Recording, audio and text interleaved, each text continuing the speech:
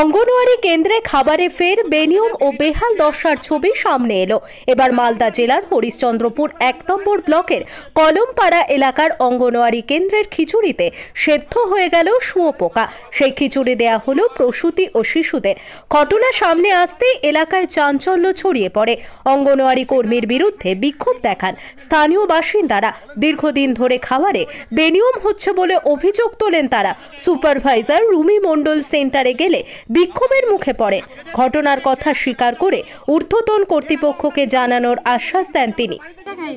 খেতে যাচ্ছিল, খাওয়ার মধ্যে যখন দেখে তার খাবারটা খেলো না।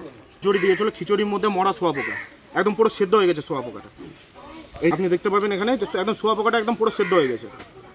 এর আগে আগামীকাল এর মধ্যে আরশোলার ডিম, আরশোলার কোনো সময় পাংখনা, এগুলো জিনিস পাওয়া যায় খিচুড়ির মধ্যে।